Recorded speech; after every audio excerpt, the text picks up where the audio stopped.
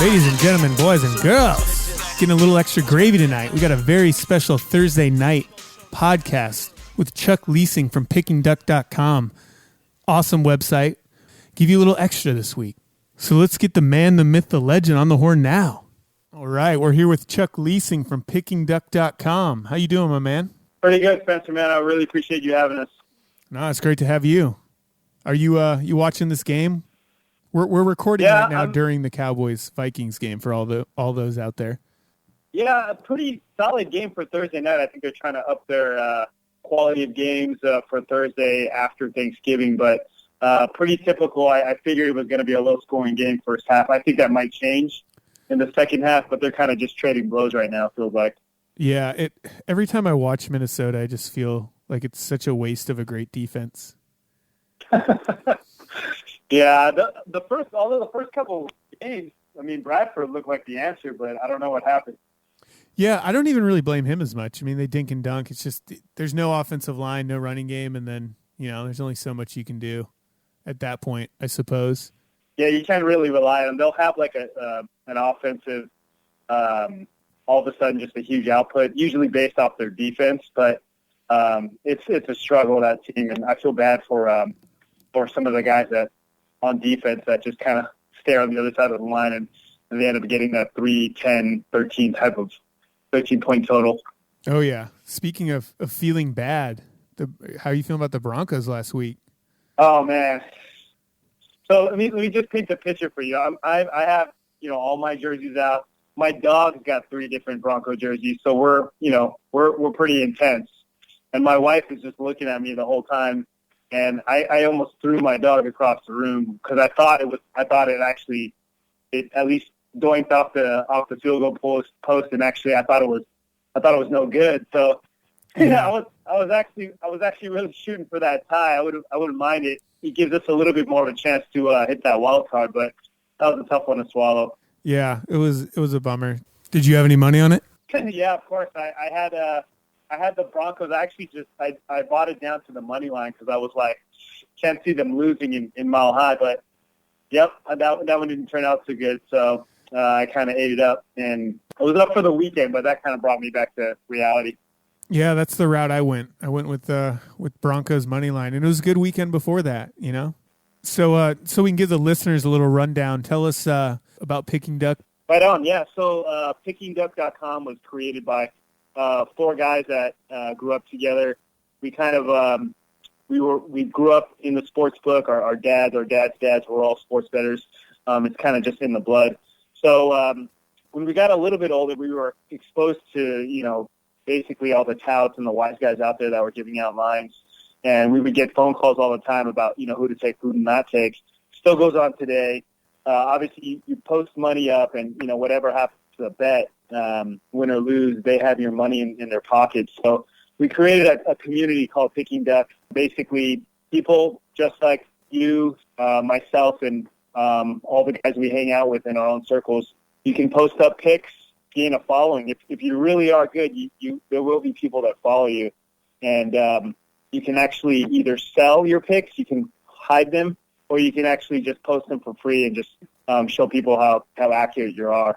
So it's just a nice way to show how really good you are in the sports book. You can kind of check out what other people are doing. The site actually tracks, by sport, and then there's kind of like a nice little way to follow, people that you really want to take note of. So it really is just a community of sports pick enthusiasts that want to get together and see what everyone else is doing. Yeah, that's what I love about it. It's almost like the social media for gambling. Everyone can get involved. You don't have to go buy picks for hundreds of dollars from Jimmy the Greek, exactly, or Sal Viscano, or whatever their names are. So you see it out there, Instagram, Facebook. Everybody's kind of like trying to be that handicapper that is trying to make a buck, which is all good. More power to you. But we actually are giving those people a platform to prove their picks instead of saying like, I'm 15-5 in my last 20. Like there's no real avenue to prove that. So it really is a platform to show the stats. We have some graphical evidence that just really lay it out perfectly for the guy to show. And then if you're just casually looking around, and maybe even wanting to learn how to play in the book, the website shows you how to do that, which is nice. Yeah, and you can even just use it to track your own bets. Exactly. Yeah. Yeah, for sure. Like if you're talking about ROI, you can just mimic the bet that you're putting into your own, online sportsbook somewhere, or when you're in Vegas, and it'll show you, your returns, almost like plain money. And what I love about it is if you do buy picks and they lose, you get your money back. So you're only paying for winners. Yeah, that's a big deal. That's the basis and the core of why we developed the site, because basically we pay for picks. We pay $100 for the day of picks from our main wise guy, and no matter what, we were paying that $100. So you can hide individual picks. Let's just say I had the Vikings tonight, and I hid the pick for $5, and somebody actually bought it. It looks like they're not going to cover right now all of a sudden, and if the Cowboys end up covering 3, that person gets their money back. So it's a win-win. You only pay for winners. Yeah, and then you don't have to have a bunch of angry people coming at you when you have a loss or a bad beat. Yeah, if you do lose, you at least get your money back. So you're not trying to kill everyone. You're upset that whatever money you put in the sports book, you lost, but you're not angry at the wise guy that told you there was a loss. And it was kind of funny because Thanksgiving Day, we took the Lions, and I looked in Picking Duck, and I actually had taken the Vikings, and I think I posted on Instagram. I immediately regretted that because they were going against Cooter. It was kind of amazing. I'm the exact guy. Like on Wednesday, I'm like, this is my lock right here. And then by the time Saturday comes around, I'm like, holy shit, what did I do? I know. Now that I have a podcast and people ask me about that, I have to start just making all my picks on Thursday or Friday and making them, unanimous across the board, because people will be like, "Oh, you took so and so here." I'm like, "Well, I had a change of heart, or the line moved, or Yeah, totally, man. We actually are part of we're in the Westgate Super Contest in Vegas. When you pick 5, and end of the year somebody gets a big check. We have to submit those because we have a proxy. Shout out to Kelly in Vegas. We have a proxy that actually puts our bets in on Friday. So I'm like, a lot can happen between Friday and Sunday morning, but you do what you got to do. And I think the pot's like over $1 million now. There's a pretty good amount of entries. Oh, Bradford just got injured. Shocking. I'm looking at that right now. That doesn't look too pretty. You know what does look pretty? Sean Hill warming up. Man. That instills confidence. The old Niner. Yeah, the old Niner. This guy's been on, I want to say, over-under, like 6-7 teams now? Yeah. I said on the last podcast we did, and also because of Andrew, we just moneylined the Cowboys this game. I'm just going to keep riding them because I hate them, so I might as well win some money. Hell yeah, for sure. You don't got to like them to win money. I know, just hedge my happiness. So. Yeah, exactly, right? That's a good point. Vegas is too smart, so I probably would have done the same thing. I didn't really want to touch it tonight, though. Yeah, I try to look at that, too. Those early line movements, when I see something move against public perception big, or anytime there's like 70% or more of the public on one team, I just want to go the other way. Go the other way. Exactly. That's a good point. Speaking of non-public picks, I don't buy the Raiders come playoff time. I just don't. No, yeah. It's their defense. Like, their offense is great and all, but their defense is just not good. People are talking Patriots Raiders. I mean, I would take the Patriots like with double-digit points, for sure, by winning that double-digit points. Yeah, and now that Gronk went down, I mean, I'm still riding the Steelers bandwagon in the AFC until they're knocked out. So I could see the Chiefs, the Broncos, or the Steelers. And right now with Gronk out, that totally evens the playing field in the AFC. It's huge for that Patriots offense. You're totally right, dude. That's a big point. I think the Patriots sort of level the playing field. I mean, Brady just slices people up, but I think you're right. That extra element of Gronk when he's looking for somebody and nobody's open, he just tosses it to him, which has been pretty much his go-to. Yeah. Yeah, but the Steelers look good. I mean, they came back pretty strong, although it's a Andrew Luckless team. But I think they usually make a pretty solid run. I don't really think the Ravens are trying to run away with that division. So I can definitely see that offense coming together again. Yeah, it's the interesting matchup this weekend of the Giants and the Steelers, the two teams that love getting the 6th seed and going there. So that's right. That's right. That is a good game. What's the line on that right now? It is 5.5, and I've seen it as high as 6 in some places, which I think's way too many points for Eli. Wow, yeah, that is a lot of points. But they're playing in Heinz Field, so I gotta say, it's gonna be within a touchdown. But you never know that the Steelers could just come out and start lighting it up at home, like they've done so many times. But the Giants have been playing well. You're always weary of one of those Eli games where he just is awful and starts throwing picks left and right. That's funny. I'm looking at the over-under right now. It went from 50 to 48 live. So I don't know. Like I on first hand, if I had the Giants and the Steelers in Heinz Field, I think that's an Odell versus Antonio Brown kind of game. I wouldn't be surprised if that hits like 60 points. One thing I've learned is I stay away from teasers now this year with over-unders. I've teased games this year down to hit overs, still not hitting overs. If you are going to tease, just keep it within the game winners. Just because, those lines are there for a reason. The Vegas knows what they're doing. Those are usually pretty spot on. Nowadays, the only way I'm betting over-under is the second half. I like that. Yeah, you get the feel for the game. We've been, I think, last 3 weeks, Andrew and I have been just live betting nonstop. Yeah, it's fun, yeah. So to that point, our site actually, when we actually are going to a mobile app, we want to do live betting. It's a whole nother level of action. But our book obviously is only mimicking, our first year out, just a regular sports book. No extra parlays or no extra prop bets. But we are going to go to a live betting platform, which we're really excited about.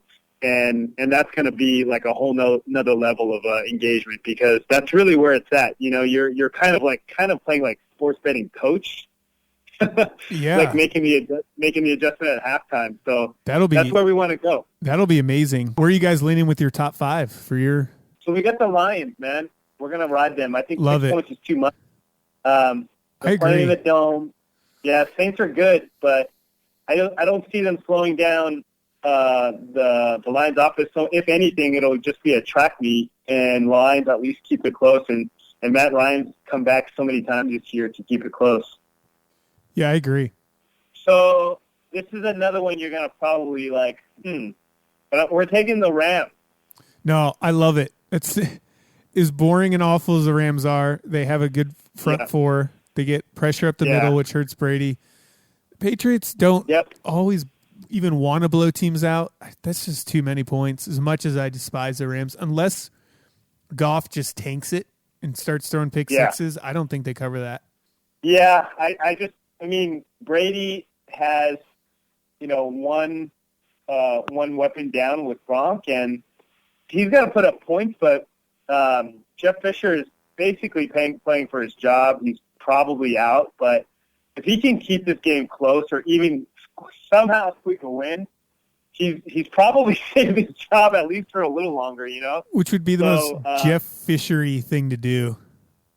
Yes, totally a Jeff Fisher-y thing to do, to come back and save a 7-9 season and somehow buy another year. God, people in LA are so fed up with him. It's unreal. Oh God, it's terrible. Every Monday morning, I'm listening to it, and people are irate. It's just so funny. I feel like LA fans aren't mad that they're bad. They're mad that they're the most boring team to watch in the NFL. I would happily watch the Browns and Terrell Pryor over the Rams. The Rams are just horrendous to watch. So we are taking the Panthers on Monday night. I think 7's a lot.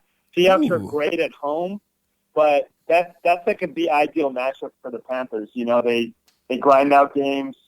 Cam will get a couple extra first downs just with his legs. I just think they keep it within 6. Is Kuechly playing? I think he's out. You're making a good point there. I think I read something this morning that he's out. So that was the thing that scared me for that one, because I agree. It's a typical, Panthers will keep it close. A slugfest game. Yeah. And then last, I am taking. We are going to take the Bucks as a flyer. So we had it at 4. We had it at 4. I think it's still at 4. I watched that Tampa Bay game last week. They're a pretty solid team when Jameis doesn't throw interceptions, and I do think he actually comes up. He's 4-1 against the spread, I believe, on the road. So I think it's just one of those games that, people are going to think, the Bucs will probably give it up, after a big win. But I think Jameis is the real deal. A lot of people are talking about him taking the next step this year, and if guys like Carr and some of the other quarterbacks that have stepped up this year weren't having those types of years, Jameis would be in that conversation of the next elite. Yeah, I think him and Mariota both. It's rare you get 1-2 that are that good. I think they're both just next level players. And then the other thing with the Bucs is they have a lot of studs on defense. Gerald McCoy's back and healthy. Quan Alexander's a player. Levante David's nasty. Yep. They just needed to get healthy. I think they got Doug Martin back. And Jameis is just like slinging it to Mike Evans. I don't think anybody really has an answer for him on the Chargers side with a lot of injuries to their secondary. So I just think they keep it within 3. Yeah, I took the Bucs in our sheet. I might have to move them up into the top 5 now because we had an open spot. Maybe I'll do that. So who's your 5th team then? You have Rams, Lions, Bucs, Panthers. There's one Bucs, Panthers. Oh, and then I did have the Broncos. Yeah, that was my. I didn't write that down because I just said they're gonna fucking win. So that's the one. I feel ya. So if I have to ask you for any NFL moneyline dogs, who would you go with? Wow, that's a tough one. I would say I would narrow it down to Miami and Tampa Bay. Yeah, but, I think that's where we're gonna go with it. Either way, it's not going to be too. I don't think it's going to be too big of an upset, but I think Tampa Bay keeps it rolling. I think Miami might stumble this week just a little bit. I don't know. I just feel like going into Baltimore against that defense, it's probably going to be like a 10-13 game when somebody squeaks it out. What other games are you targeting for the weekend? Ooh, right now I love Denver -4 because it's kind of a must win for them. I know Jacksonville plays teams close. They've been covering. I think Denver just comes out and handles business in that game. Yeah, I mean, Jacksonville was probably the biggest disappointment this year. They were probably projected to battle for a division winner, and I don't know what the hell happened to them. But I agree. I think it's a must-win. I think Jacksonville at home has struggled as well against the spread. Another one I was looking at, I like Indy if Luck plays. I think the Jets are every bit as good as Indy, honestly, on paper. But the Jets have just been bad. They kind of rolled over. I don't think they match up well. And then they really only get up this year against in-division teams. I agree. I think the Colts are trying to stay above the Titans, and they should be taking that division. And I don't think Andrew Luck is going to miss that game. He should be cleared from that concussion. So they're talking about. Yeah, and then I'm leaning Eagles. I don't love that game just because Bengals are not a very good football team. Yep. Yeah, I agree with you on that one, Spence. They have to win this game as well, the Eagles.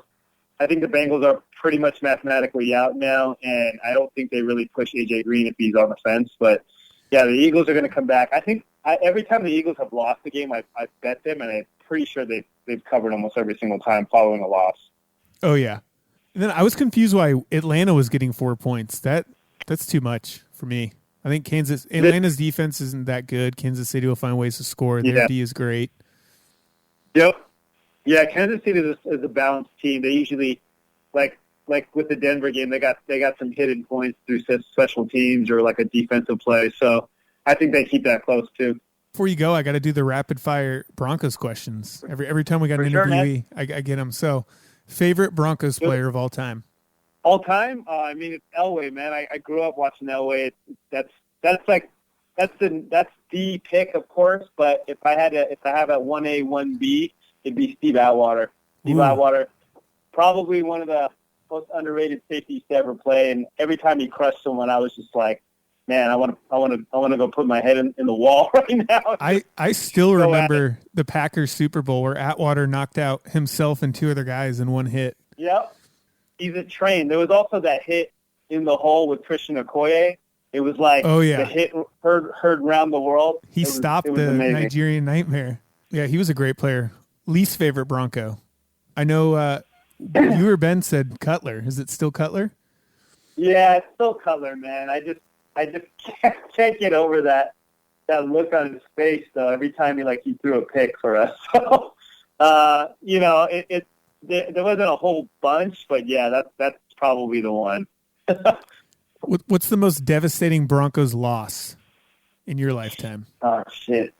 So there's close ones and there's really big blowouts. I'll just go with the blowout against Seattle, dude. That Super Bowl was just fucking horrible to watch. I was by the end of the second quarter, I think I was like 15 shots deep. Like I couldn't take it anymore. Yeah, second to that, I'll give it up to you. It was in '89, obviously, when Jerry Rice just fucking lit him up. And I think the Broncos might have been favored in that Super Bowl, but I was 9, I think, that time, and that was pretty crushing. Yeah, that was a different era. That's when the AFC was always just the lamb to get slaughtered by the NFC. Yeah. There was no stopping Montana to Rice that year, and that's exactly what happened. Elway was still sort of trying to figure out what he needed to do to win that game, because their defense was not what it was in '98 and '99. So that was a pretty tough one to swallow too, even though I was a youngster. Yeah, I got another one for you: Plumber or Greasy? Oh wow! Oh, I was Jake the Snake, man. Right? I love Jake the Snake, man. A lot of people didn't like that guy, but he's just a gamer. I love Jake. I've always loved Jake. Yeah. All right. Yeah, Brian Greasy's kind of a bitch, I thought. I thought he was like a little soft. He's kind of daddy's boy. He didn't really know how to take a hit. I'm saying this on my couch while this guy's getting lit up, but right. But yeah, I love Jake the Snake, man. That guy, that bootleg was just beautiful. Every time he came off the bootleg and just threw one like 40 yards on a dime. It still amazes me Gary Kubiak's bootleg works. Like, it's coming.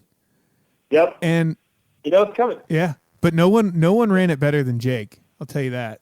Portis or Champ Bailey? Who won the trade? Man.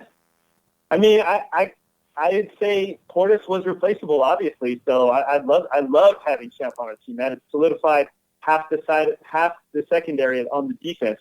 On the defensive side, you can double up whoever the hell's on the other side in the secondary. So definitely Champ. Yeah. The one Broncos thing I noticed this year that confused the hell out of me, and I had to ask you about this: John Lynch going into the Ring of Honor in Denver before he went into the Ring of Honor in Tampa Bay. I know. I saw that. I was like, wow. I mean, I love Lynch. He was great in Denver, but it was like, I don't know about this. Yeah. He was probably 35 maybe, somewhere around there when he hit Denver. And yeah, I love Lynch, man. He was the captain of that defense the first day he got there. But yeah, he's a Buck forever. And it's just kind of funny how that went down. Yeah, it was a good one. It was interesting. Thanks for coming on, man. And all the listeners, get out there, get on Picking Duck, go on the website, get on there. It's awesome. It's free to start. So just get out there and play. Yeah, really, really appreciate it, man. PickingDuck.com, your sports pick marketplace, free to play, have some fun, buy some picks, sell some picks, do whatever you want on the site. It's a blast. Awesome, man. Thanks for coming on. Okay, have a good one, man. Good luck this weekend. All right, you too.